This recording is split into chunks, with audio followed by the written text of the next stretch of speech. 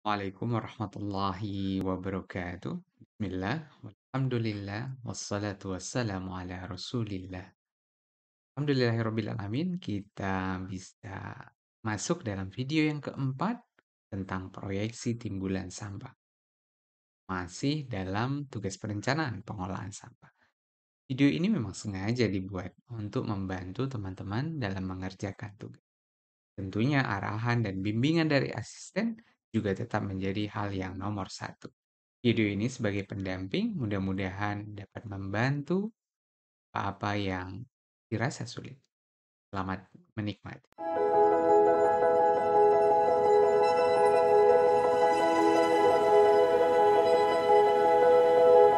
Jadilah bagian dari Universitas Islam Indonesia. Islami, mondial, unggul, intelektual, dan Indonesiawi. I'm UI.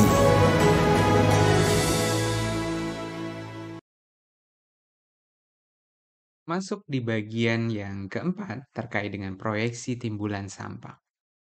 Mengapa tentunya pertanyaannya? Mengapa diperlukan sebuah proyeksi? Proyeksi ini sangat diperlukan untuk ya karena tugas ini adalah tugas perencanaan. Suatu perencanaan yang dilakukan ini pasti akan dilakukan di masa yang akan datang. Maka dibutuhkan prediksi apa yang akan terjadi di waktu tersebut. Tentunya dengan metode yang ilmiah ya, agar prediksi yang dilakukan ini dapat dipertanggungjawabkan.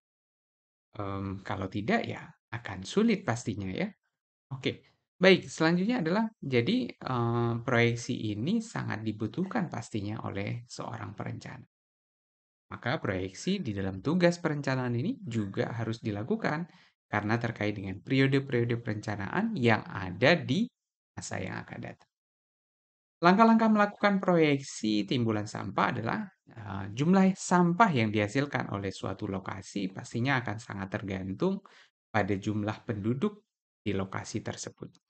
Jadi, sebelum melakukan proyeksi timbulan sampah, kita harus melakukan terlebih dahulu yaitu proyeksi terkait dengan jumlah penduduk pada periode perencanaan tersebut. Yang pertama, kita harus punya data-data kependudukan minimal 5 sampai 10 tahun terakhir. Data-data ini sudah kita bahas di bagian video sebelumnya. Dapat diakses melalui misalnya Badan Pusat Statistik untuk masing-masing wilayah perencanaan. Misalnya Kabupaten Pacitan dalam angka 2021, 2020, 2019, mungkin juga hingga 2011 untuk bisa mendapatkan data 10 tahun terakhir. Kemudian dilanjutkan dengan mengolah data kependudukan tersebut dengan metode proyeksi yang dipilih tentunya. Dan barulah dilanjutkan dengan metode proyeksi timbulan sampah.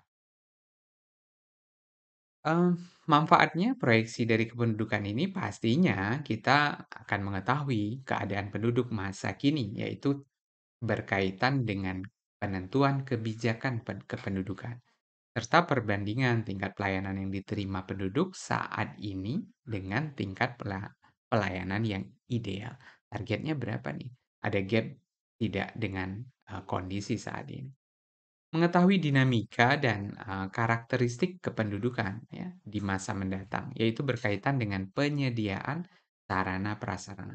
Tidak terlepas bagian sarana prasarana pengolahan sampah juga ikut bagian yang akan diproyeksikan.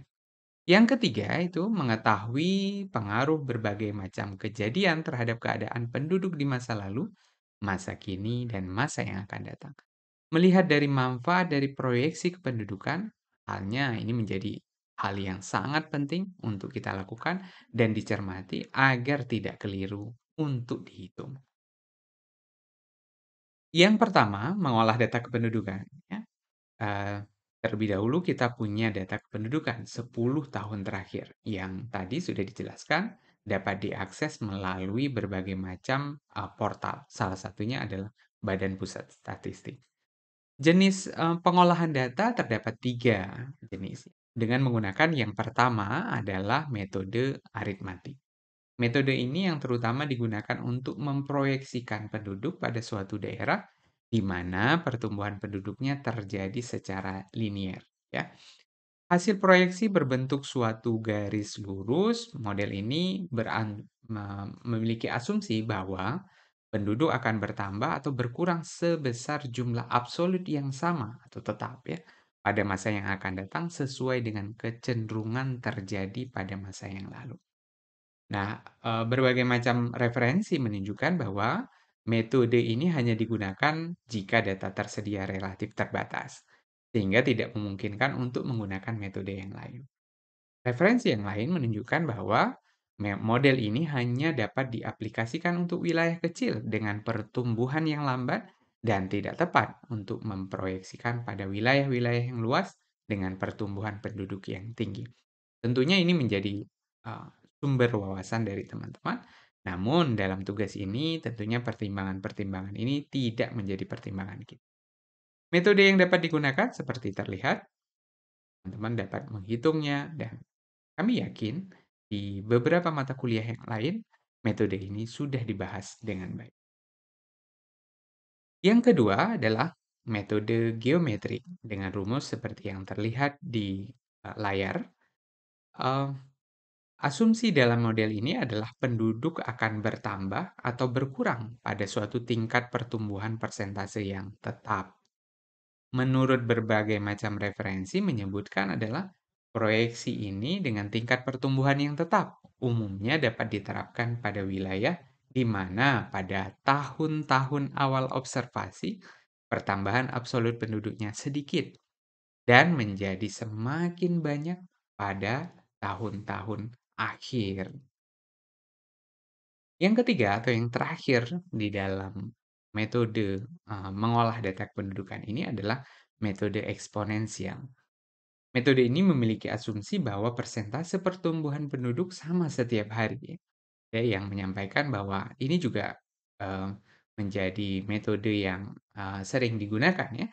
Hasil proyeksi penduduk dengan menggunakan metode ini akan berbentuk garis lengkung, namun lebih terjal daripada garis lengkung pada metode geometrik. Ya, namanya juga eksponensial, ya. Kelebihan dari metode eksponensial antara lain rumus yang digunakan sederhana, data yang dipergunakan mudah dipenuhi, mudah dilakukan, dan model yang digunakan sudah mendekati dinamika yang tidak linier. Sedangkan kelemahan dari metode ini yaitu mengabaikan rincian komponen dinamika kependudukan yang lain. Setelah ketiga metode tadi dihitung secara detail, terdapat dasar pemilihan metode proyeksi. Dasar pemilihan metode ini adalah berdasarkan dua hal. Yang pertama, faktor korelasi, dan yang kedua adalah standar deviasi. Faktor korelasi dan standar deviasi dapat dihitung dengan menganalisis data kependudukan yang dimiliki secara statistik. Dan metode ini sangat mudah, ya. Jika kita menggunakan Excel, sudah beberapa ada tools, rumus langsung untuk menghitung keduanya. Yang mana metode yang akan dipilih? Ada dua pertimbangan. Yang pertama adalah nilai korelasi positif yang terbesar, paling mendekati 1 atau minus 1. Yang kedua pertimbangannya adalah nilai SD atau standar deviasi yang paling kecil. Ini untuk menunjukkan bahwa data yang didapatkan dari proyeksi tidak berbeda jauh dengan data aslinya. Nah, ini menjadi dasar, ya. Proyeksi tentunya dilakukan sesuai dengan tahun perencanaan. Kita sudah dapat dari asisten masing-masing untuk memilih 10 tahunkah atau 20 tahun. Ada baiknya teman-teman semuanya dapat membuat pentahapan dalam perencanaan tersebut, baik untuk 10 tahun maupun 20 tahun. Misalnya dibagi menjadi 3 tahapan. Ada jangka pendek, jangka menengah, dan jangka panjang. Dengan ancang-ancang tahunnya sekitar ini. Namun jika berbeda, kami persilahkan kepada perencana. Misal dengan periode 10 tahun dengan T0-nya adalah 2021, jangka pendeknya adalah 2022 sampai 2023.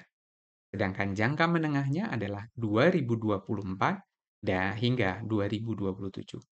Dan jangka panjangnya adalah 2028 hingga 2031. Begitu juga dengan periode 20 tahun, dengan T0 2021, jangka pendek 2022 sampai 2024, menengah 2025 sampai 2030, dan jangka panjang ada 2031 sampai 2041. Perencanaan ini akan menjadi lebih mudah jika dilakukan model pentahapan. Jadi sangat jelas nantinya. Di tahapan jangka pendek ada program apa saja, ada fokus apa saja yang akan dilakukan. Begitu pula dengan jangka panjang dan jangka menengah. Barulah setelah diketahui jumlah penduduk yang berhasil diproyeksi, maka kita tinggal menghitungnya dengan menggunakan standar yang sudah dipilih, terutama untuk kepentingan sumber sampah dari domestik atau dari pemukiman. Jadi jumlah orangnya sudah diketahui, tinggal mengalihkan dengan volume atau berat dari sampah. Hal yang sama juga dilakukan untuk kebutuhan non-domestik. Yang tadi satunya adalah memproyeksi dengan jumlah penduduk, maka yang non-domestik adalah memproyeksikan berbagai macam fasilitas yang terdapat di wilayah tersebut. Mudah-mudahan video ini dapat membantu mengerjakan tugas ini dan Allah Subhanahu wa taala dapat memberikan kelancaran. Mohon maaf jika banyak kekurangan, kita akan ketemu di beberapa video berikutnya. Assalamualaikum warahmatullahi wabarakatuh.